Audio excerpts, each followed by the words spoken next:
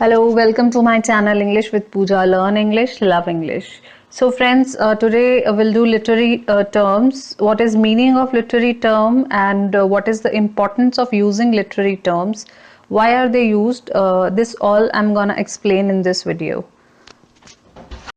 Okay, what are literary terms? Let me give you an introduction. Literary terms are the few techniques and some kind of style, figures of speech, wordplay, rhetoric.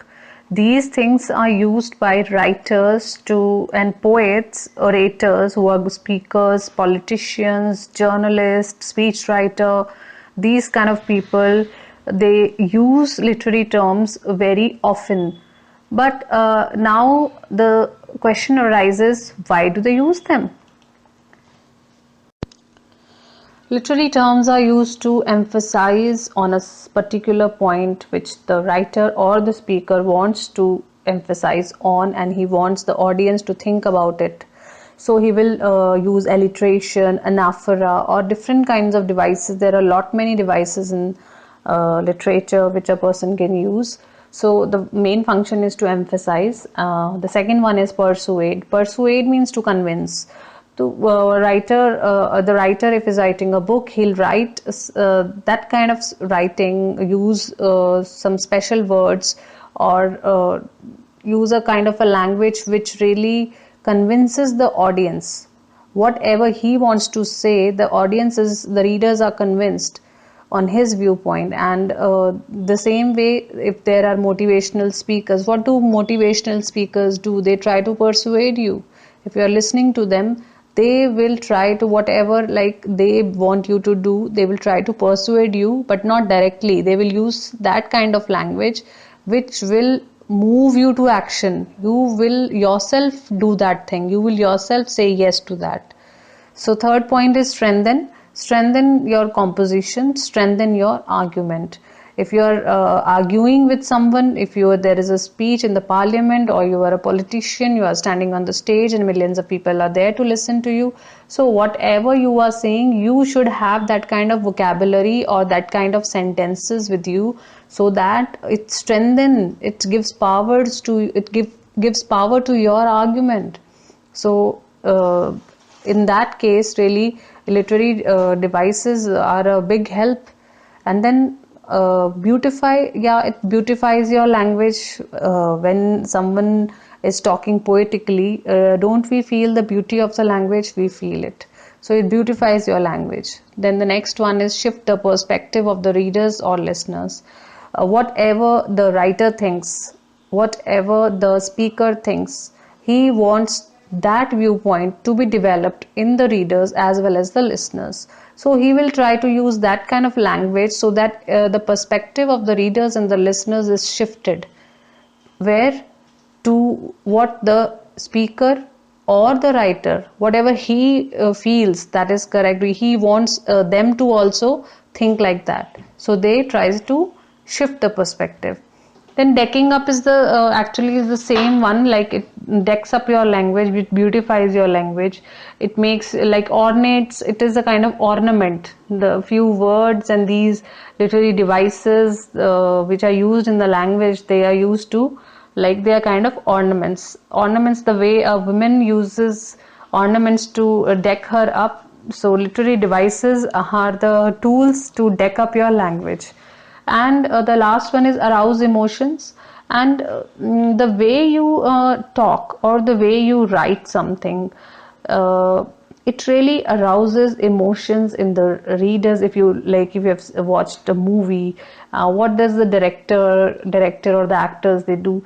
The director, he chooses that kind of music, he writes that kind of lines for the actors, so that the audience sitting in the theater, they really start crying. And it's something which we also do.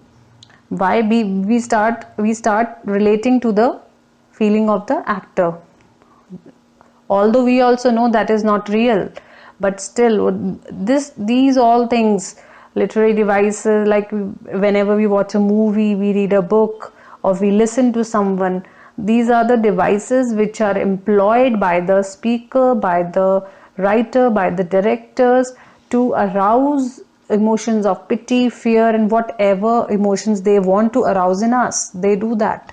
So these are the uses of literary terms.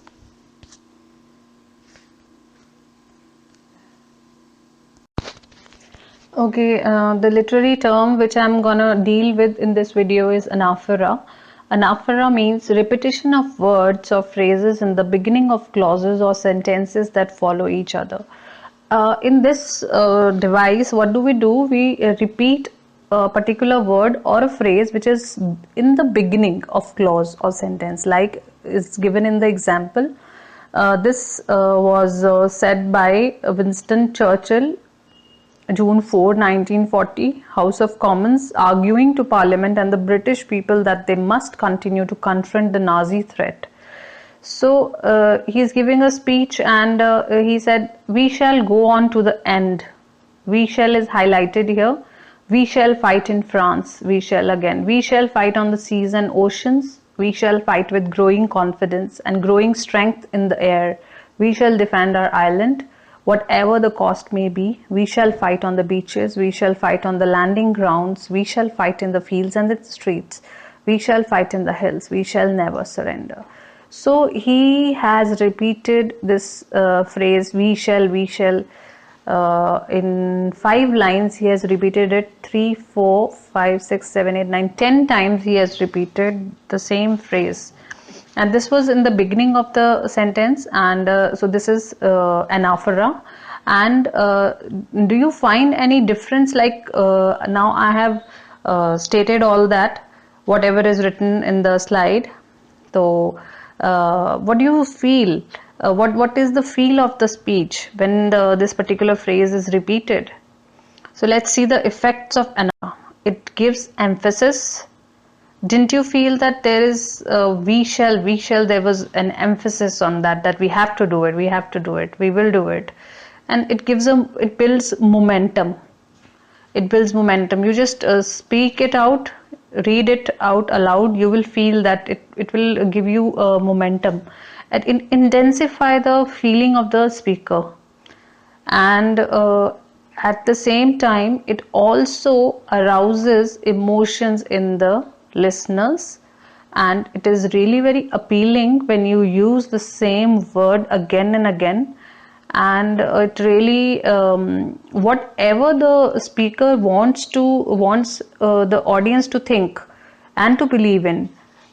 The anaphora is a kind of literary device which you must use that time to convince and persuade your audience, be it listeners or be it readers. If you're writing a book, you can do that. If you are a speaker, you can do that. So I hope anaphora is pretty much clear to you.